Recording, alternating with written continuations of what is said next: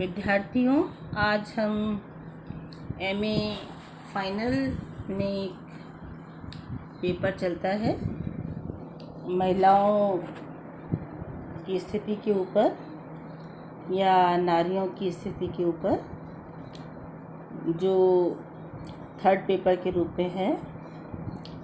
और जैसा कि हम इतिहास में पढ़ते आए हैं कि हमारे पास विभिन्न प्रकार के स्रोत रहते हैं।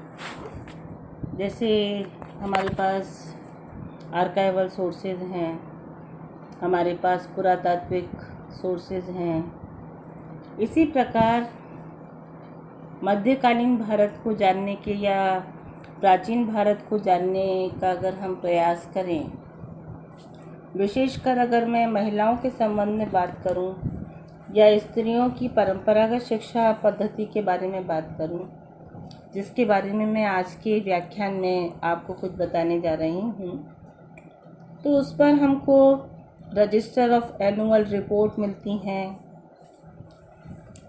जी.एन. शर्मा की एक social life in medieval Rajasthan में अच्छी पुस्तक है।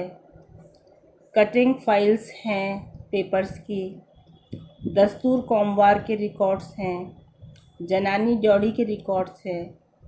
इसके अलावा बहुसंख्या में हमें पुस्तकें सहायक ग्रंथों के रूप में भी पढ़ने को मिलती हैं।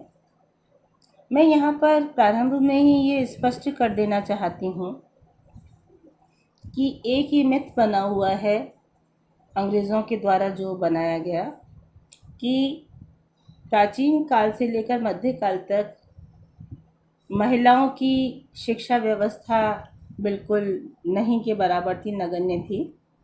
तो मैं आज उसी मिथ को तोड़ने जा रही हूँ और ये बताना चाहती हूँ कि स्त्रियों की भी एक परंपरागत शिक्षा व्यवस्था थी। अब यदि मैं इसके बारे में आपको समझाने का प्रयास करूं, तो हम ये कह सकते हैं कि 19वीं शताब्दी के पूर्वार्ध में प्राचीन काल में शिक्षण संस्थाओं एवं व्यावसायिक शिक्षा, धार्मिक शिक्षा अत्यंत उच्च कोटि की थी।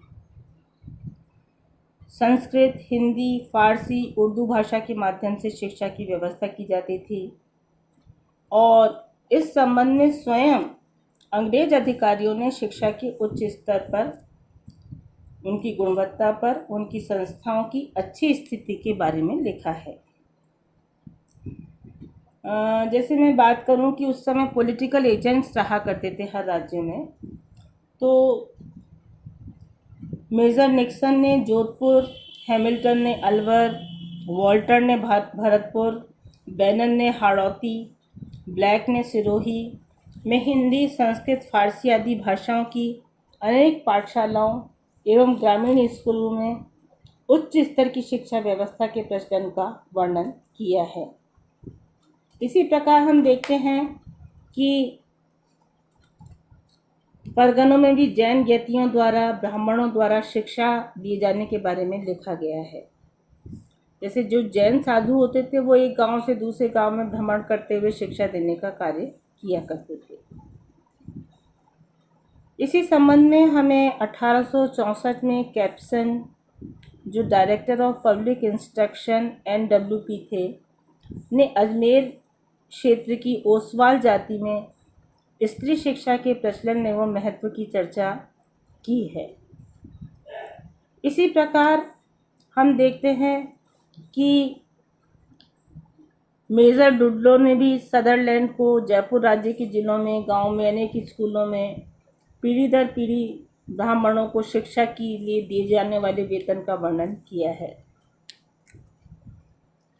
करौली राज्य में दान पुण्य के अतिरिक्त पंडितों को शिक्षण कार्य के लिए अलग से राज्य सरकार द्वारा आर्थिक अनुदान दिया जाता था।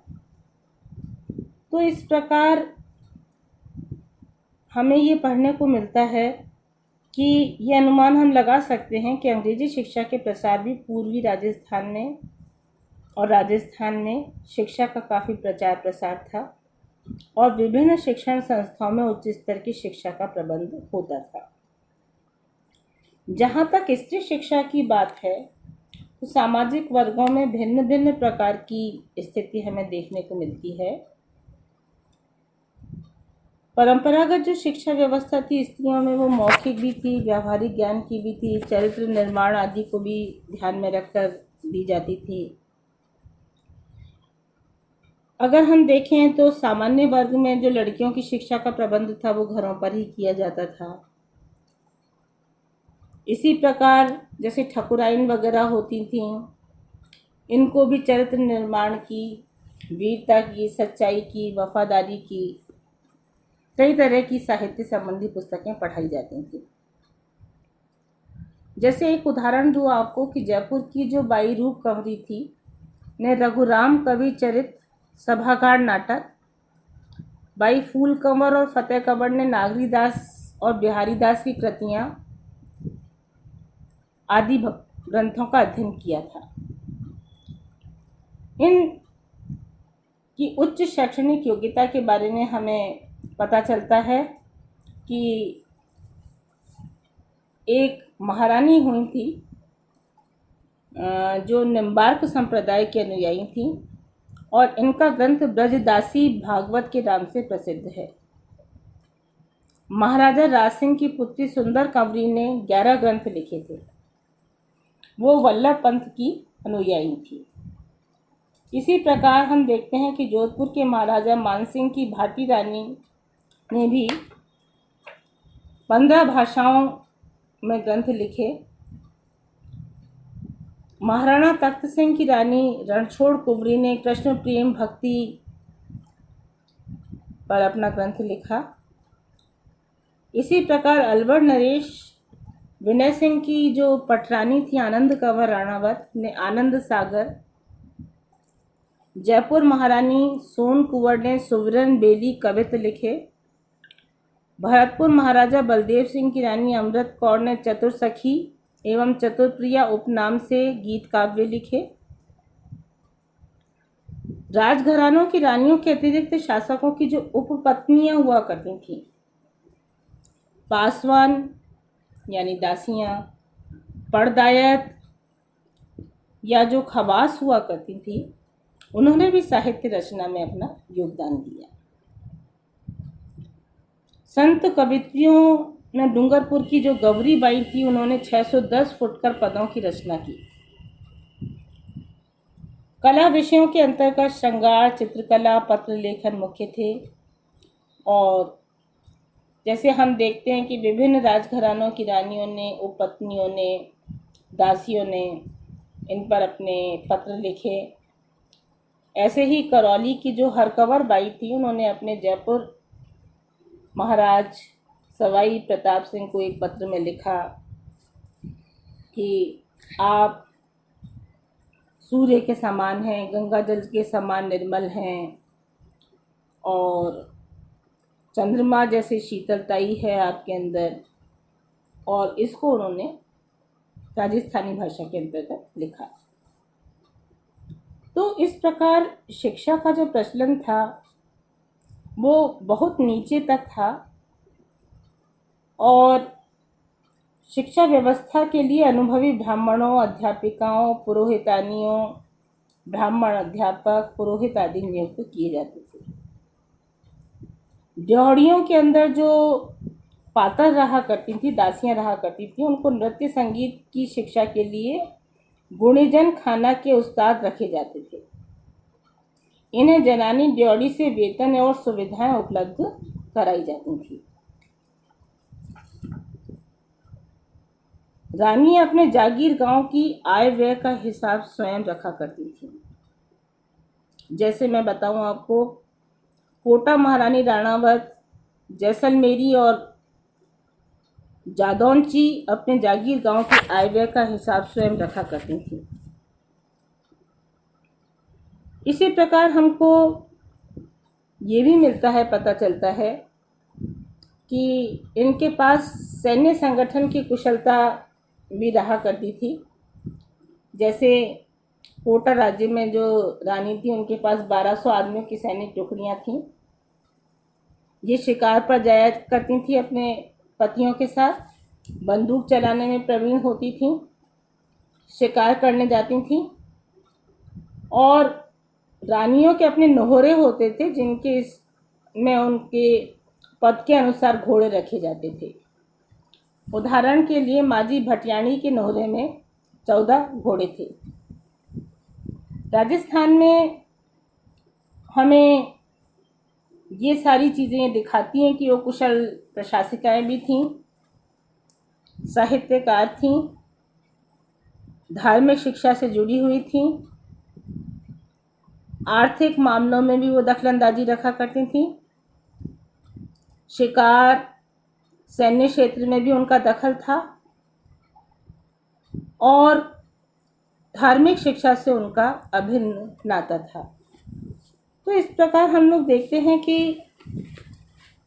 रानियां हैं, महारानियां हैं, परदायत हैं, उपरानियां हैं, ये सभी पढ़ा लिखा हुआ करती थीं और पढ़ लिख कर उन्होंने अपनी बहुत सारे ग्रंथ जो थे वो रखे हैं। इनकी चिट्ठियों के रूप में हमें पढ़ने को मिलते हैं और ये जो चिट्ठियां हैं वो बहुत ही साहित्यिक हैं। जैसे 1855 में अलवर की सूरज कंवर के साथ में आई हुई दहेज में बीकानेर महाराजा सरदार सिंह की जो खवास थी, ओम जी और प्रभाती जिनका नाम था, वो शिक्षित थीं और अपने जागीर गांवों का प्रबंध करवाती थीं। फिर इसी तरह से हमें ये भी देखने को मिलता है कि जो राजस्थान में जो स्त्री शिक्षा थी वो स्कूल के दायरे में ही सीमित नहीं थी। अगर हम लोग स्कूल के माध्यम से देखना चाहेंगे स्त्री शिक्षा का परंपरागत रूप, तो हमें सही अंदाजा आंकड़ों का नहीं लग सकता। सामान्य तौर पर अगर हम लोग देखें तो महिलाओं की शिक्षा का उद्देश्य घरेलू शिक्षा का व्यावहारिक ज्ञान अर्जित करना था। तो उन्हें विशेष तौर से गृह कार्य करने की शिक्षा दी जाती थी और ये प्रमाण ये भी हमें दर्शाते हैं कि उस समय एक वर्ग विशेष तक की सीमित थी स्त्री शिक्षा का प्रचलन था। लेकिन 1921 की सेंसस रिपोर्टों में ये चीज़ और स्पष्ट रूप से उभर कर आती है कि स्त्री शिक्षा जो थी वो अनुपात में 0.1% से भी कम थी। लेकिन उन्होंने ये नहीं देखा कि स्त्रियां जो थीं वो व्यावहारिक शिक्षा के क्षेत्र में, अक्षर ज्ञान के क्षेत्र में, सिलाई बुनाई में, कुशल गृहिणी के रूप में, पाक कला के अंदर, अंक ज्ञान के रूप में उनको काफ़ी नॉलेज हुआ करती थी, काफ़ी ज्ञान उन्हें था। तो इस प्रकार हम ये नहीं कह सकते कि स्त्रियों की जो शिक्षा थी वो परंपरागत रूप से नहीं थी, उसका कोई रूप नहीं था। निश्चित तौर पर हमारा एक समृद्ध परंपरा इस क्षेत्र में रही है।